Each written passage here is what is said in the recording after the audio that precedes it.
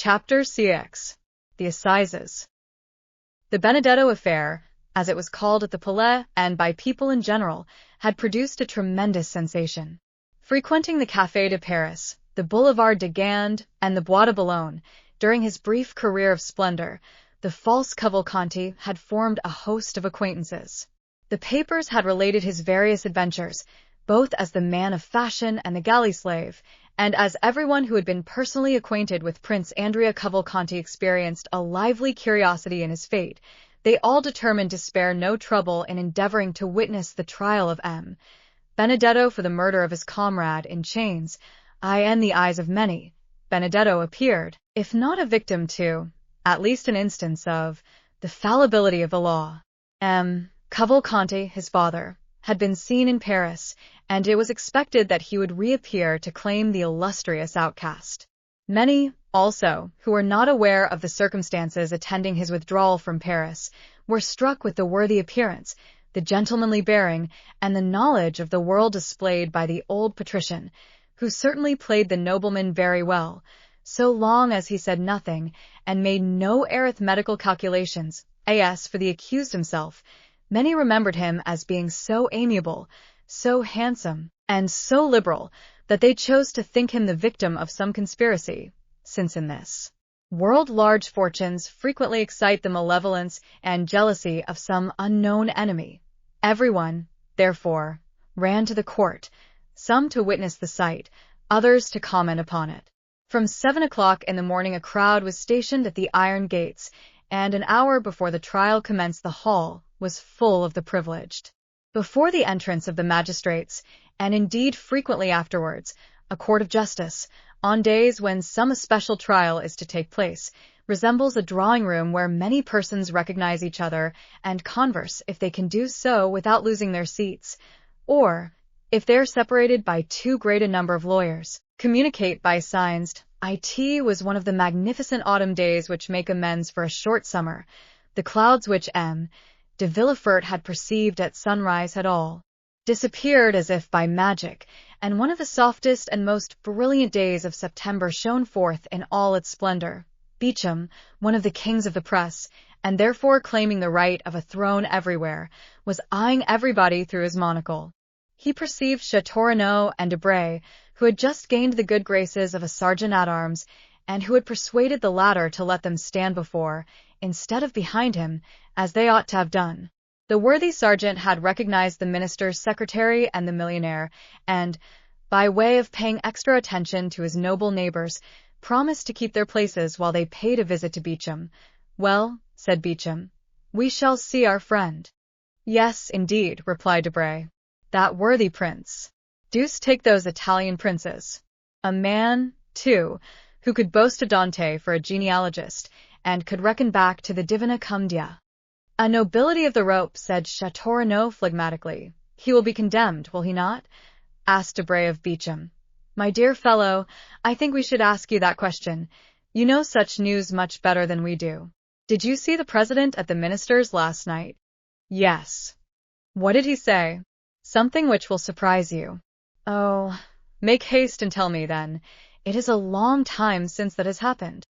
"Well, he told me that Benedetto, who is considered a serpent of subtlety and a giant of cunning, is really but a very commonplace, silly rascal, and altogether unworthy of the experiments that will be made on his phrenological organs after his death." "Bah," said Beauchamp. "He played the prince very well." "Yes, for you who detest those unhappy princes, Beauchamp, and are always delighted to find fault with them, but not for me, who discover a gentleman by instinct, and who sent out an aristocratic family, like a very bloodhound of heraldry." "Then you never believed in the principality?" "Yes, in the principality, but not in the prince." "Not so bad," said Beauchamp. "Still, I assure you, he passed very well with many people. I saw him at the ministers' houses." "Ah, yes," said Châteaurenaud. "The idea of thinking ministers understand anything about princes."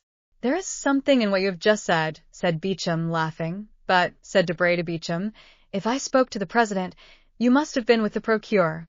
"It was an impossibility. For the last week M. de Villefort has secluded himself." "It is natural enough. This strange chain of domestic afflictions, followed by the no less strange death of his daughter. Strange? What do you mean, Beauchamp? Oh, yes. Do you pretend that all this has been unobserved at the minister's? Said Beauchamp, placing his eyeglass in his eye, where he tried to make it remain. My dear sir, said Châteaurenaud, allow me to tell you that you do not understand that maneuver with the eyeglass half so well as Debray. Give him a lesson, Debray. Stay, said Beauchamp. Surely I am not deceived. What is it? It is she. Whom do you mean? They said she had left. Mademoiselle Eugénie, said Châteaurenaud. Has she returned? No. But her mother? Madame Danglars? Nonsense. Impossible, said Châteaurenaud. Only 10 days after the flight of her daughter, and 3 days from the bankruptcy of her husband. Debray colored slightly, and followed with his eyes the direction of Beauchamp's glance. Come, he said, it is only a veiled lady, some foreign princess, perhaps the mother of Cavalcanti. But you were just speaking on a very interesting topic, Beauchamp. Yes, you were telling us about the extraordinary death of Valentine. Ah, yes, so I was. But how is it that Madame de Villefort is not here? Poor dear woman, said Debray. She is no doubt occupied in distilling balm for the hospitals, or in making cosmetics for herself or friends. Do you know she spends 2,000 or 3,000 crowns a year in this amusement? But I wonder she is not here. I should have been pleased to see her, for I like her very much. And I hate her, said Châteaurenaud. Why? I do not know.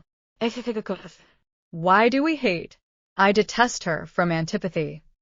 Or, rather, by instinct. Perhaps so. But to return to what you were saying, Beauchamp. Well, do you know why they die so multitudinously at de Villefort's? Multitudinously is good, said Châteaurenaud. My good fellow, you'll find the word in Saint Simon. But the thing itself is at de Villefort's. But let's get back to the subject.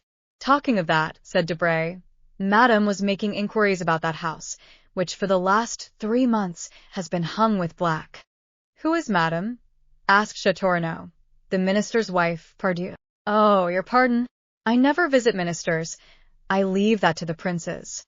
Really, you were only before sparkling, but now you are brilliant. Take compassion on us, or, like Jupiter, you will wither us up. I will not speak again, said Châteaurenaud. Pray have compassion upon me, and do not take up every word I say. Come, let us endeavor to get to the end of our story, Beauchamp. I told you that yesterday Madame made inquiries of me upon the subject. Enlighten me, and I will then communicate my information to her. Well, gentlemen, the reason people die so multitudinously, I like the word at de Villefort's, is that there is an assassin in the house. The 2 young men shuddered, for the same idea had more than once occurred to them. And who is the assassin? They asked together. Young Edward. A burst of laughter from the auditors did not in the least disconcert the speaker, who continued, Yes, gentlemen, Edward, the infant phenomenon, who is quite an adept in the art of killing. You are jesting.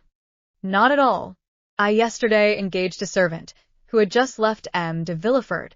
I intend sending him away tomorrow, for he eats so enormously, to make up for the fast imposed upon him by his terror in that house. Well, now listen. We are listening. It appears the dear child has obtained possession of a bottle containing some drug, which he every now and then uses against those who have displeased him. First, and Madame de Saint-Méran incurred his displeasure, so he poured out 3 drops of his elixir. 3 drops were sufficient. Then followed Barrois, the old servant of Noirtier, who sometimes rebuffed this little wretch. He therefore received the same quantity of the elixir. The same happened to Valentine, of whom he was jealous. He gave her the same dose as the others, and all was over for her, as well as the rest. Why, what nonsense are you telling us? Said Châteaurenaud. Yes, it is an extraordinary story, said Beauchamp. Is it not? It is absurd, said Debray. Ah, said Beauchamp, you doubt me? Well, you can ask my servant, or rather him who will no longer be my servant tomorrow. It was the talk of the house. And this elixir, where is it? What is it? The child conceals it. But where did he find it? In his mother's laboratory. Does his mother then, keep poisons in her laboratory? How can I tell? You are questioning me like a king's attorney. I only repeat what I have been told, and like my informant, I can do no more. The poor devil would eat nothing from fear. It is incredible. No, my dear fellow, it is not at all incredible. You saw the child pass through the Rue Richelieu last year, who amused himself with killing his brothers and sisters by sticking pins in their ears while they slept. The generation who follow us are very precocious. Come, Beauchamp, said Châteaurenaud, I will bet anything you do not believe a word of all you have been telling us. But I do not see the Count of Monte Cristo here. He is worn out, said Debray. Besides, he could not well appear in public, since he has been the dupe of the Cavalcanti, who, it appears, presented themselves to him with false letters of credit, and cheated him out of 100,000 francs upon the hypothesis of this principality. By the way, de Châteaurenaud, asked Beauchamp, how is Morel? Ma foi, I have called 3 times without once seeing him. Still, his sister did not seem uneasy, and told me that though she had not seen him for 2 or 3 days, she was sure he was well. Now I think of it, the Count of Monte Cristo cannot appear in the hall, said Beauchamp. Why not? Because he is an actor in the drama. Has he assassinated anyone, then? No. On the contrary, they wished to assassinate him. You know that it was in leaving his house that M. de Cateris was murdered by his friend Benedetto. You know that the famous waistcoat was found in his house, containing the letter which stopped the signature of the marriage contract. Do you see the waistcoat? There it is, all blood-stained, on the desk, as a testimony of the crime. Ah, very good. Hush, gentlemen, here is the court. Let us go back to our places. A noise was heard in the hall. The sergeant called his 2 patrons with an energetic hem, and the doorkeeper appearing, called out with that shrill voice peculiar to his order, ever since the days of Beaumarchais, the court, gentlemen.